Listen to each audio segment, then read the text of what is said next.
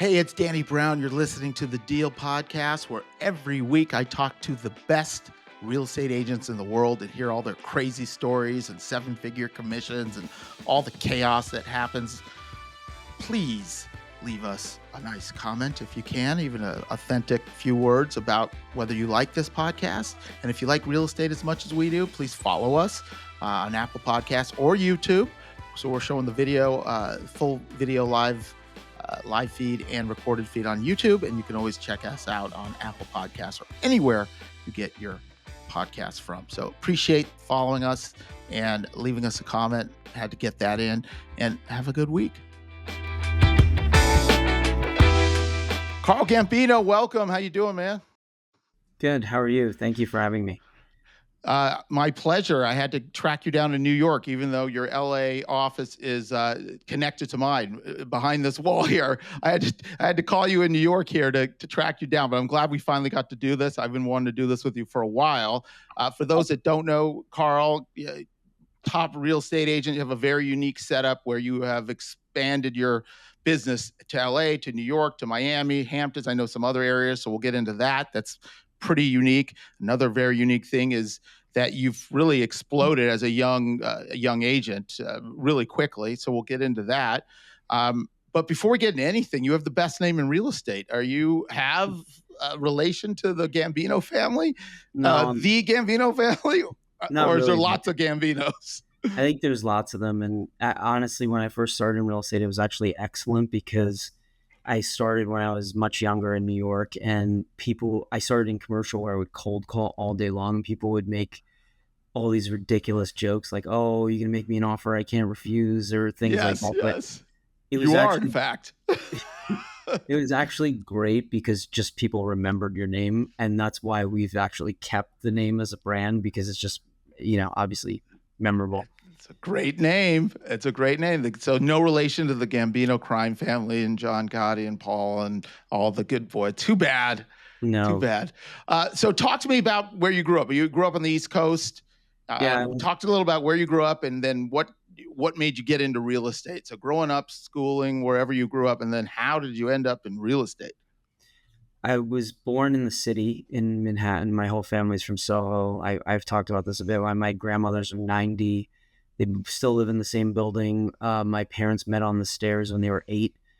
I spent a lot of my childhood in the city, but we moved to New Jersey. I grew up mostly in New Jersey, originally in Bergen County, and then we moved to Morris County. My mom was a teacher for a bit, but then she was a stay-at-home mom, and then my dad was a bank teller when I was really young. And we kind of moved around a bit, lived in various apartments. And when I was 15, they bought their first house that they still live in, actually.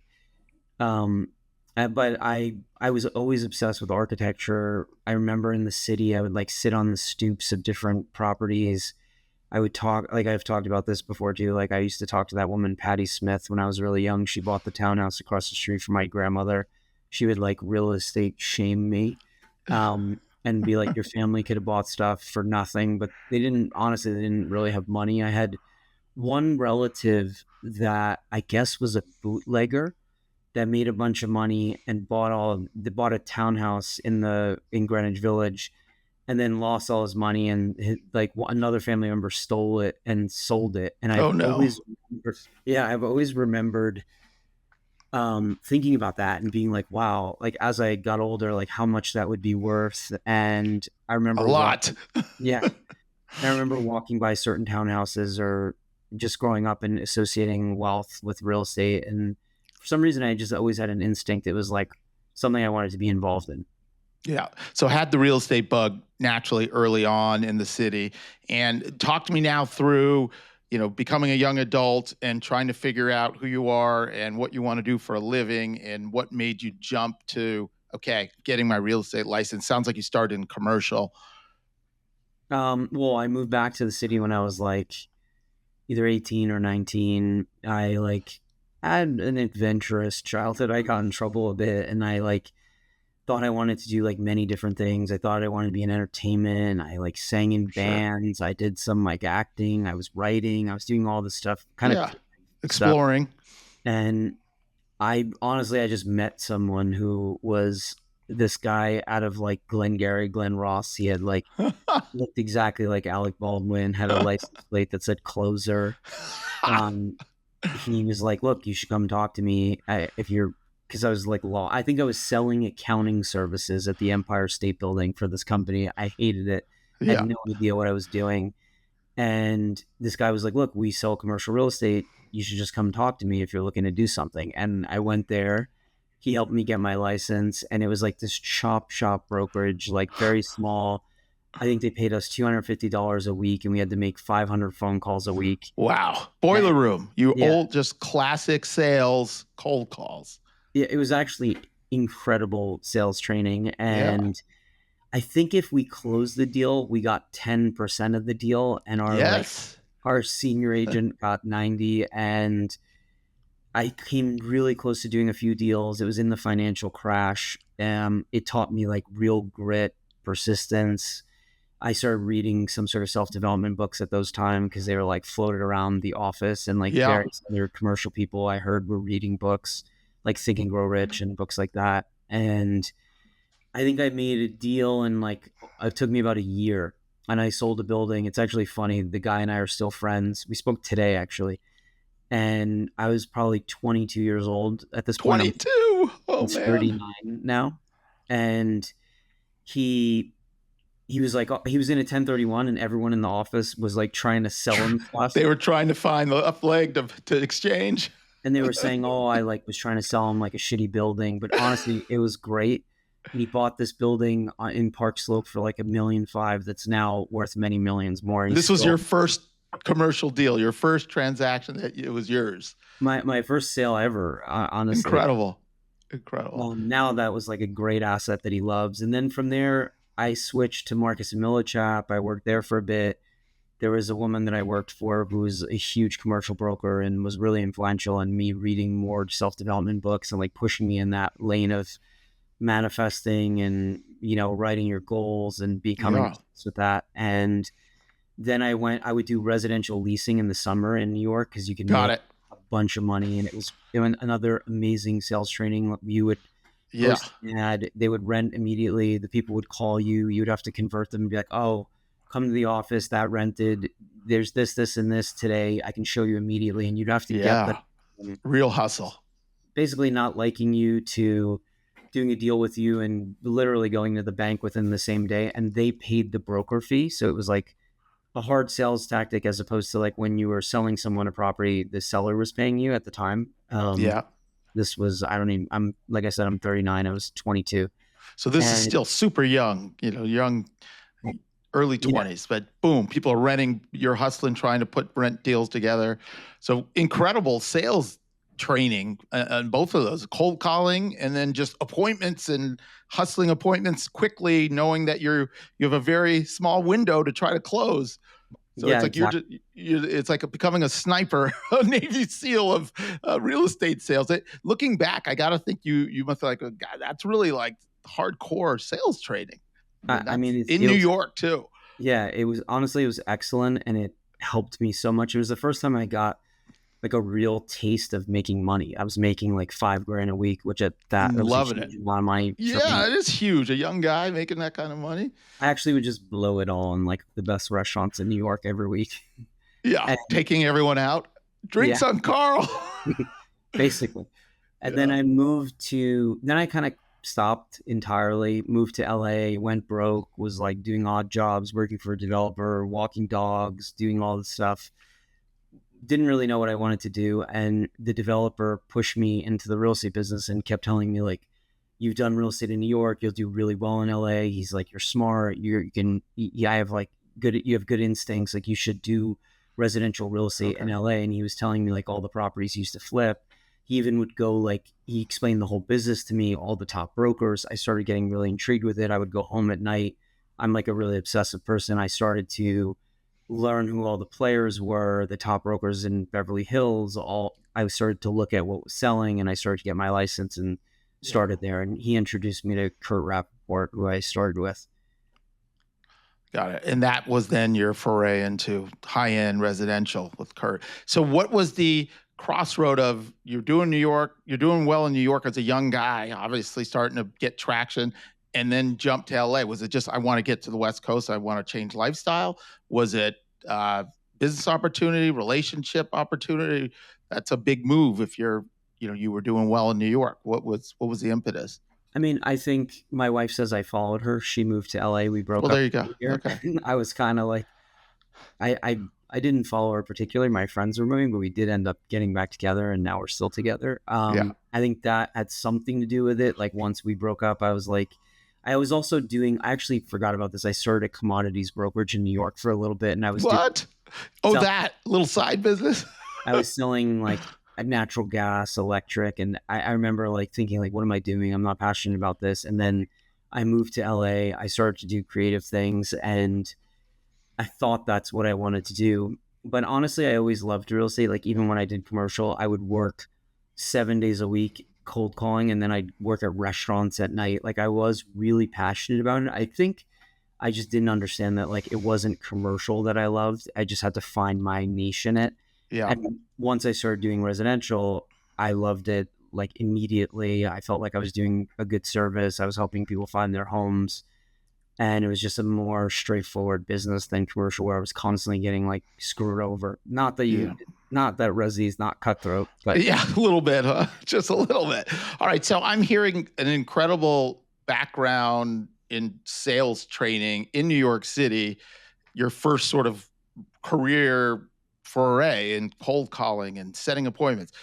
Now you move across the country to LA, kind of start over, but you land uh, at Kurt Rappaport's desk, the top guy in the world in the history of residential real estate. Uh, Talk to me about that. Did you even know who Kurt was? I mean, did you understand that when you started who it was, or I'm sure you learned quickly if you didn't. But what was that like in seeing ultra high end billionaire deals happening, and you came from this hardcore sales? It's kind of an interesting mesh of both worlds, of this heavy sales world and then this high level consulting world of real estate merging. I'd be curious what that was like for you the first year or two working with Kurt. I mean, I didn't originally know who he was until I started researching who the top brokers were. And then as I dove in further and further, obviously I could sense that he was, if not the most successful person to ever do it, or one of the. Yeah. It was funny. I was connected to him. Then he like responded, then he stopped responding. And then, but I was like prone to cold calling and following up with people. So I constantly followed up with him till one night he was like, come to my office. It was a Friday night. Friday night. Yeah. It was like 9 PM. I came with like a suit. I had a suit on. You were ready. I had a resume, and I remember like he was like barely paying attention. And honestly, I knew he was competitive, and I was also going to interview with some other agents. And I started to mention that, and that like in some way, I think intrigued him. And he was like, look, you seem great. Start Monday, and just basically threw the resume in the trash. And then Monday started, and I went there, and his partner, Shapiro, who's also even legendary in the business. Yeah. I was like, who are you? I'm like, this guy didn't tell you I'm starting here. And it was honestly like excellent. It was a sharp pit. I had to learn a lot myself. I was able to leverage and use their name, obviously, which helped me in the very beginning to get clients. Sure. And it was really excellent in the sense of it desensitized me, like you were mentioning, to huge deals, to celebrity deals, to double ending of deals. And that was really monumental for me, because honestly, growing up, I wasn't even around wealthy people. I had never seen anything like this. The level of homes they were selling was like unbelievably foreign to me, and it desensitized me to it. I mean, I did like write out my goals, the type of clients I wanted. I would obsess about it. I would read it out loud. I would read all these books. And so you were mindset prepping and inoculating yourself for that kind of success, but it hadn't come to fruition yet. And now here you are at the highest level. And even if you grew up around insane wealth, it's pretty intimidating at the level that Kurt and Shapiro are dealing with. I mean, you're dealing with the billionaires club all day, and you were still really young. So that had to be quite a shock and quite a learning curve. But now looking back, that wasn't another incredible training for what you're doing now, because it isn't really normal when you're seeing people trading 30, 100 million, 50 million all day, the kinds of money that's at stake, it's not normal for anybody. And then that does inoculate you because they're doing it all day. So you're probably getting into your mindset like, okay, this is the norm. This is what to expect. And didn't take you long. I mean, how long were you working there before you went on your own? About 4 years. I mean, Okay, so it wasn't that long.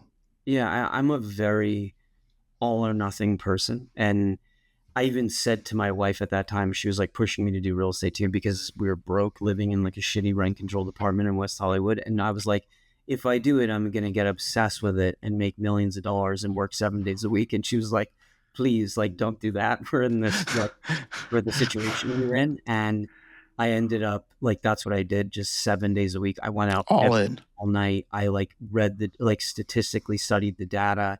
And I think when I like quickly realized like I want to be associated with these people at the absolute highest end of it. And then what I did was I partnered with a broker in New York named Adam Maudlin, who's also like a huge broker in residential in Manhattan. So I was like, I got to work with both ends in New York and LA of the absolute highest end. And I would fly back and forth. I would show clients in both because I understood the city. And then I like quickly dove into working with entertainment clients who would buy in both. And I targeted them because I knew that if I started to work with entertainment clients, I could obviously rapidly scale the business. It was a great way to get my name out. And that's also something I was seeing at their firms and being desensitized to in that sense. And it just made me like even further understand that if I would like set and identify goals and convince myself that I could get them, if I just pursued them through whatever adversity, I would eventually prevail. And that's just been my whole entire mindset still to this day. Like it's just constant elevation, and that's how we train our agents. Yeah. Well, it's a champion's mindset in any industry or in any business and any endeavor, like going all in 24/7, being obsessed and getting it and doing it and mindset and dealing with the obstacles. So it's very impressive. Mm-hmm. So I just want to dig into this because it's so interesting. The flying back to New York, was that starting to happen at West Side Agency with Kurt? So you started that pretty soon. And is it because you had the network in New York, or you just said, look, I got to figure out, since I know New York, I'm just going to try to figure out LA clients that may be going there and vice versa? How did that come to be? The second I started working there, I had the instinct to like put my license with Maudlin, and got it. So you did. I don't know if at first I was thinking for referral or what, but you knew there was synergy. Yeah. And then I was fortunate enough to do a few deals in the very beginning with some entertainment clients who wanted to buy New York apartments. So within that first year, I started flying back to New York and doing some of the buy side deals myself. And then I just did that for years. And then from there, we expanded to Miami. And I just could sense Miami was going to explode. Actually, West Side Estate Agency at the time had opened a Miami office. That's right. I don't know if they still have it, but then I started learning it a little bit that way. And then as I started to make money, I started investing myself. And honestly, LA and New York were too expensive for me at the time. So I started investing in Florida, and my wife was from there. So I then got licensed, obsessively learned the Florida market.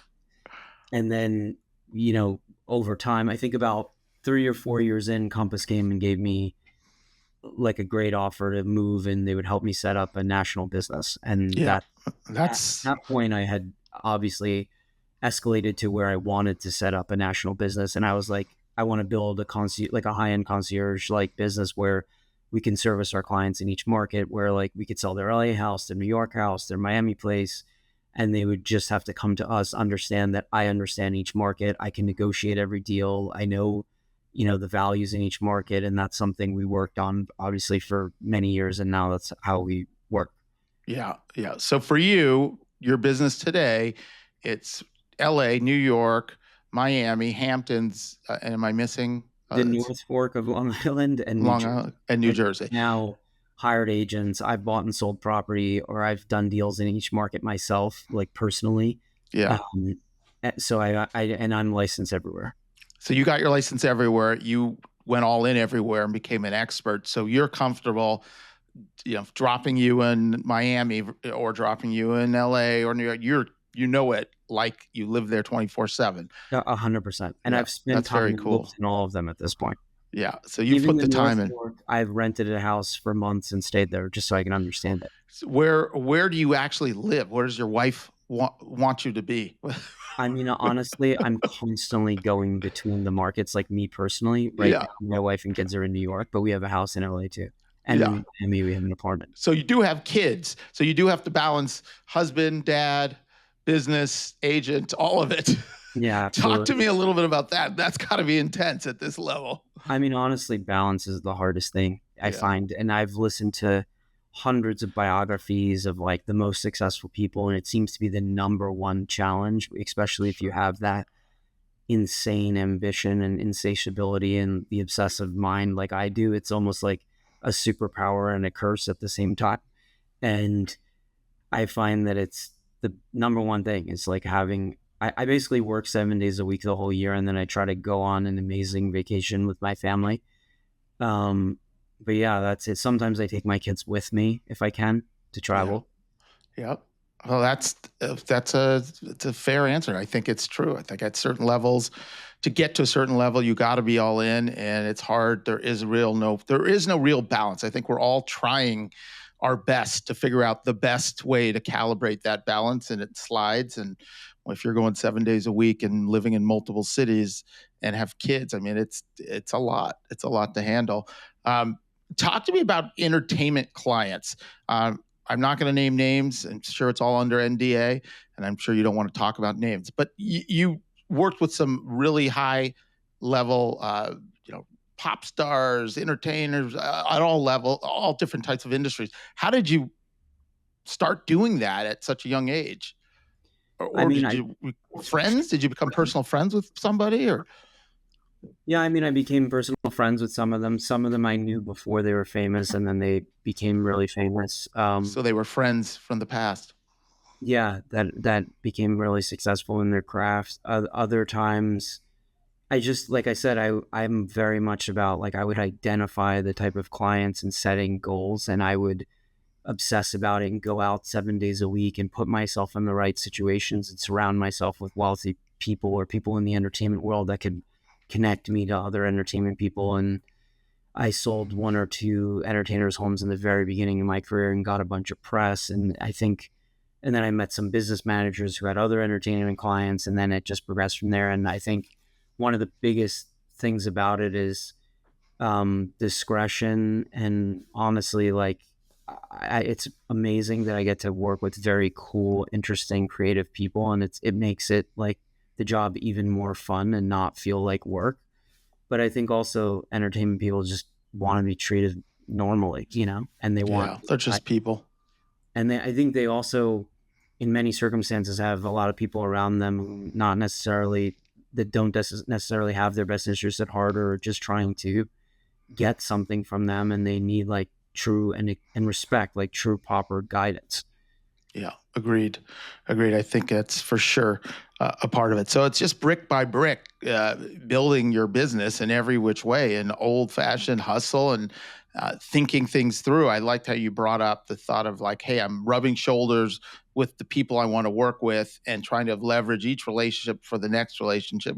You've really made a real business out of networking and connecting. And that is a big part of what we do. There's that part is how you get clients, and the other part is becoming the knowledge broker and advisor by studying the stats and seeing the inventory and understanding the nuances of the contract. So you've really put it all together. So talk to me now at this level. Here we are, 2025. It's been a obviously bizarre year in LA, not different in New York and Miami. But what are some of the challenges that you see for residential agents today from your perspective of where you're sitting? It could be your own challenges. It could be challenges you see other agents having.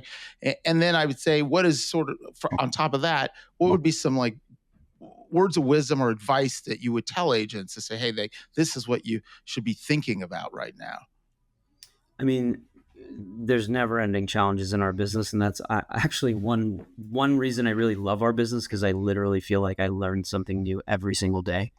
And I know 30-year veterans, it's the same way, like they're constantly Yeah. learning. I mean, there's a lot of things that like there's a lot of people that don't want brokers around. Like there's a lot against us, but I really believe that true advisory, especially in the ultra high end, is very important, and especially even for first time home buyers. And I think people are being misled to think they could just do it with like robots or AI or go direct. And I think really often they're getting bad information, or if if they're not hyper educated in real estate, they could be taken advantage of. So I think there's many challenges in that sense. I think their interest rates right now don't help the business. Yes, that's been a battle. I think there's obviously volatility in the world politically, and in terms of, I've had a few deals get messed up due to the tariffs. Yeah, me too. And there's just in certain areas, like I've had pockets of LA, we've had problems with crime. Obviously, the fires in LA. There's many different factors. I could tell you differently in each part. Like Miami, there's been problems for years with insurance, like flood insurance and stuff. Yeah. Now we're having problems in LA with insurance, where literally I had a deal recently where there's a new law in LA where I guess they can't quote the insurance, at least this is what I'm being told, until 30 days before closing. So they're extending insurance contingencies longer till closer to the closing if it's a long closing. Yeah, there's all sorts of challenges around that right now. Yeah, I mean, I think, like I said, there's always challenges. I think there's also, for whatever reason, in the last few years, there's been an influx of tons of people into the real estate business. Yeah. And I think during COVID in 2020, and like as the rates were really low, it was fairly easy for newer brokers that didn't know anything to start to make money because there's constantly people buying and selling. Yeah. And I think now to really, there's kind of a reckoning happening in the sense of like, if you're not really passionate about this and you're not really in it for the long haul, it can be a challenging business, and you have to be able to like take the adversity of it and use it towards your success. And I'm also a super positive thinker, and I know, and I can tell you right now, like we have over 20 deals in contract in New York alone. We have deals in contract in LA and Florida, like everywhere we work. So there's money to be made always, in my opinion. Yeah. I know it. And like I did the best first quarter I've ever done actually this year. Incredible. And there was a day this year we did a deal for 50 something in LA and 30 in New York in the same day. So $80 million in a day. But I'm just saying, it's a couple $1 million, no problem. One day work. But how many years did it take to be in that position? This is my 10th year. Yeah. But I would say advice for new agents is, I would do, if they're open to it, I would read self-development books. I have a million of them. If anyone wants to email me, I am happy to share them.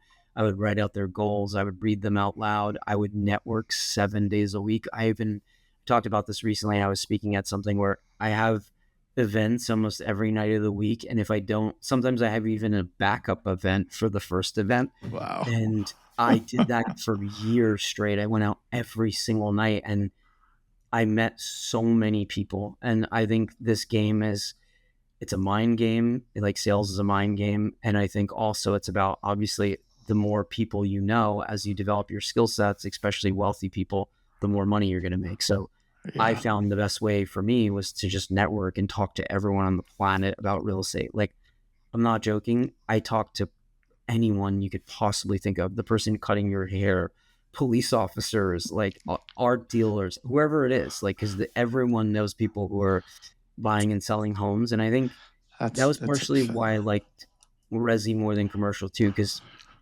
not like everyone didn't have to buy or sell buildings, but everyone has to live somewhere. That's a great perspective. It's like there's opportunities with every person you meet, and you never know. And you're right, with residential, everyone needs a place to live or knows somebody that's going to need a place to live. That's really interesting insight. I love that. So are you still out there networking nonstop, or Yes. is it just you're still at it? I mean, that's a lot.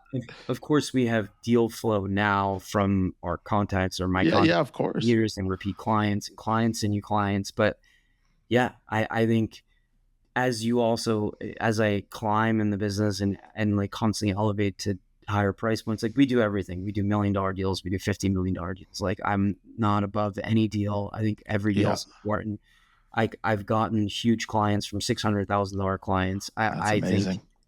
but I still think like right now I'm at the greatest point of my networking career where I can get into places or environments, or like I'm an art collector. It's something I'm obsessed with. And Yeah. I now have the ability to be around the most successful people in the world pretty often, which is the greatest networking experience Yeah. ever. So I'm like, That's a good network. look Art at it. collectors. That's awesome. All right, what is your plan looking forward before we go? Well, the next, 3 to 5 years for your group. Are you looking to expand? Are you looking to go deeper into the markets you are? What is some of your vision for the next couple of years, 3 to 5 years out? I mean, absolutely, we're expanding rapidly. It's not that we just want a massive organization. It's more like we want a tight, excellent organization, and we want great agents in all of the markets we work that could be an extension of us and how we do business and function. Because one thing is like I truly take pride in what I do, and I want to make sure it's done correctly. And the last thing I want is to become massive, and there's not that same level of service. So we're very careful about who we hire and when, but we're definitely expanding in all of the markets we're in. There's like a few other markets we've considered, but before we really dive in anywhere else, we're just constantly tightening up our existing markets. And I just hired a new CEO who's great. We have a director of marketing now. We're like in the process of hiring a bunch of people and team members as well, meaning staff outside of just agents, Got and it. just to keep growing the brand. Awesome. All right. Well, I know I got to let you go, but anything else you want to share? Any words of wisdom? Any thoughts? Any incredible properties we need to know about? Open I, mic time. You could, whatever you yeah, I need mean, to. honestly, like I said earlier, I'm like a pretty open book, and I feel like with success in general, like if you help other people and you give it away, you can keep it and it keeps growing. So if anyone really does listen to this or want to reach out to me or talk about books or whatever I do, I'm happy to talk to them. Appreciate that, man. Appreciate it. Well, thank you for joining us. That was very impressive. I hope you get some fun. Fit in some fun, Carl. Life's I'm going to short. go look at art tonight. That's fun. Me too. Thank you for tuning in to this week's episode. If you like what you heard and you love real estate as much as we do, please go to Apple Podcasts and leave us a 5-star review and a comment. That would help our ratings so much. If you want to hear more episodes, you can go to The Deal with Danny Brown on YouTube or Apple Podcasts, Stitcher, Spotify, Amazon, or anywhere else you consume your podcasts.